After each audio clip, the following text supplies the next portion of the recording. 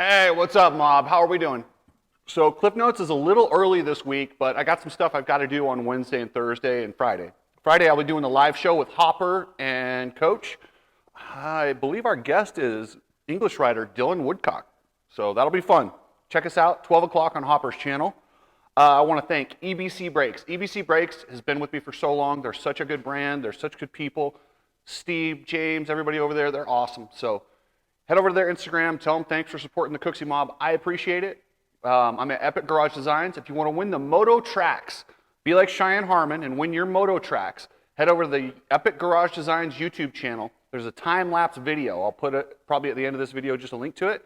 Go in there, like the channel, and drop a comment in there, and you're automatically entered to win Moto Tracks. And they're pretty awesome. Like I said, it's a nice way to display your bike.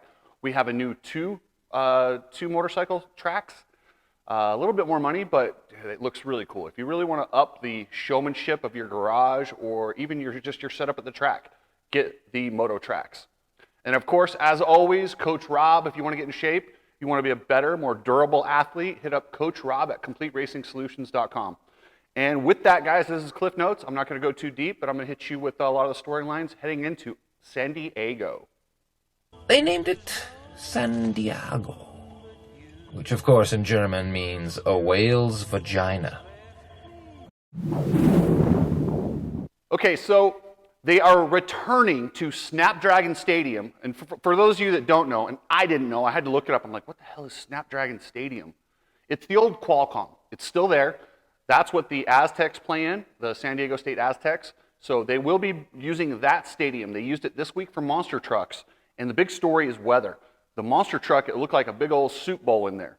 Listen, I understand. Those guys at Dirt Works are miracle workers with dirt. They do things that I can't even imagine. So for them to have what looked like a big bowl of soup, chocolate soup, or like melted ice cream out there, that's what it looked like, melted chocolate ice cream. To turn that into a raceable supercross track, I mean, it's crazy. They've gotten so good we expect miracles. Whether it rains this week and the humidity, I don't know. We'll see. I'm crossing my fingers that those guys can pull through and make a miracle. If there's a raceable track, we all need to commend Dirt Works because these guys are the unsung heroes of this whole thing, and they are run ragged. I don't know if you guys have talked to anyone who's been on these crews, but my hat's off to the Dirt Works crew. They work their asses off. Carson Mumford signed with the PC. He's filling in for Austin Faulkner. I don't know, he just started racing because he had a broken arm in the offseason, a pretty badly broken arm. I'm not sure if he'll line up at San Diego or they'll hold him out another week. But he is the guy that's going to replace Faulkner. My buddy Chris Blose was called. He didn't get the job, but he did inform me he is in shape, ready to go. So Star, Pro Circuit, any of these big teams, Husqvarna, if you want a guy ready to go who can put your bike in the top 10, possibly top 5, and if he gets a little luck, he can podium. That's Chris Blose. So, yeah, he's ready to go. Anyone East Coast, lose your rider, hit up Chris Blose. He's ready to go. But he wants a good bike. I know he really wants a good opportunity. Not that he hasn't been on a good bike. Like the AGE stuff's pretty good, but he wants like that top level, that PC, that Star. He wants a shot to really get podiums, and I think Chris believes he can win, and he probably can. I mean, he almost won the World Supercross, so yeah. All right, guys, 450s. Eli Tomac, looking unbeatable. If Anaheim 1 was anything to measure him by, he's going to go undefeated. I don't think that's going to actually happen, but he looked that good. The new Yamaha suits him. I don't want to overreact to Anaheim 1, but he is the defending champion, so it's not exactly an overreaction. It's not like, some random guy just won A1. The defending champion, the most dominant guy in the last couple of years, won. Looks good. If I'm the field, I'm scared. The one guy who's not scared, Cooper Webb. Cooper Webb rode his ass off. Looks like the old school Cooper Webb that got 2 titles. He's, to me, looks a little bit trimmed down. He's back in the Baker's factory. They seem to have got the bugs worked out of the new KTMs. So, yeah, Webb, solid. Sexton, third. He needs to find that speed. He didn't have it at Anaheim. He looked tight, but that track was gnarly. It was not something I want to judge the rest of the season by. Sexton will be there. He will be that savage that we saw on the outdoors. And last year riding Supercross when he gave away about 4 gift-wrapped races, but he had the speed. He didn't have the speed in Anaheim. He seemed to maybe pump up or tighten up or just didn't quite feel the flow. But that was a lot of guys at Anaheim. Dylan Ferrandis looks to have kind of come back, found his speed, and he'll be a guy that, I don't know, he's either going to go one of two directions. He's going to move up to that podium battle, or he's going to fall back to that 7th, 8th, 9th. And there's not a very big gap in that. Like, literally, that's a couple mistakes. But that's where Dylan's at right now. I don't see him winning unless he gets some lucky breaks, but he's going the right direction. Ken Roczen. I think he overrode that bike. Like, he got everything out of it that he could at Anaheim. He battled up front, ended up 5th, and I think that's about as good as you're going to see with him. He might get lucky and get some podiums, maybe even, in the right situation in a mud race or a couple guys go down. He could get a win, but I'm sorry, guys. Like, listen, I would ride a Suzuki. I would go buy a Suzuki right now if I was riding. I'm not, because my knee, I'm just taking a year off because my knee, I've had it replaced and I don't want to have to pay to have that done again or have any damage done to it. But if I was to go buy a bike right now and I got a good deal, I would buy a Suzuki. Is it competitive at the top level? No. But they look good and I would buy one. So, yeah. So if you think I hate them that bad, I don't. I just think that the highest level, they're not that good. Colt Nichols quietly got 6th place in Anaheim. He kind of sucked in the morning, but he's been off for an entire year. There was a little bit of rust to shake off. I look for him to be right there. I feel like 6th, 5th, I feel like that's where Colt could be, which is amazing in this deep field. But yeah, that was a good finish for him. Jason Anderson is going to be much improved. He had that big crash in practice.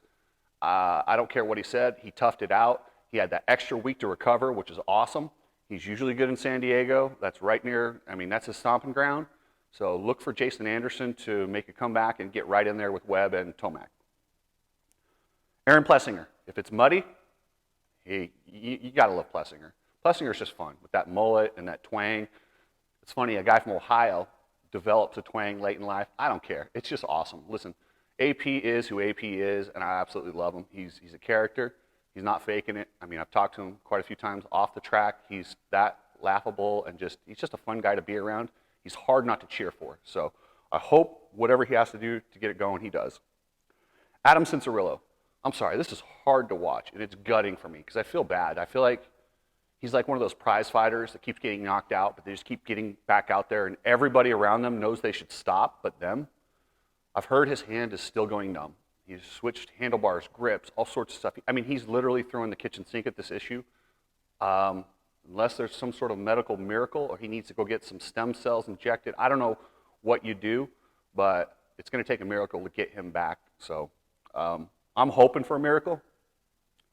But at the same time, I'm really just more than anything, I'm just hoping he stays safe out there, especially riding with a hand that's numb. Joey Savacci, I expected more out of Joey because of his performance in the World Supercross, but that was a diluted field, but he looked so good at World Supercross, and I expected him to be a little bit better. Maybe San Diego will be a little bit better showing from him. I don't know. We'll see. Justin Barsha. I took so much abuse, guys. You guys crucified me for saying he took a step back. I think round 1 proved I was probably right. He usually wins Anaheim. He didn't win Anaheim. He was leading it, threw it away. But the guys were stacking up behind him before that even happened. It wasn't like he wasn't going to win. He wasn't going to podium. That he didn't have podium speed. I don't think he will. I think he's going to be a top 10 guy. And unfortunately, you take a tiny step back in that 450 class, you go from a podium guy to a 10th place guy. They're so competitive at that top. You can't step back. Muskin, he's Marvin. He's going to be up there or he's going to crash. Well, that's kind of his MO. He's super smooth or he makes a big mistake. That's Marvin. So I look for him to be top 5 or 15th. Christian Craig. He had a day much like Jason Anderson in Anaheim where he had a big crash. The extra week will help him recover. I look for big things from Christian. I've called that he'll win a race this year, and I stand by that. I still think he'll win a race. I don't know which one. I don't know how it happens, but I do think he wins a race.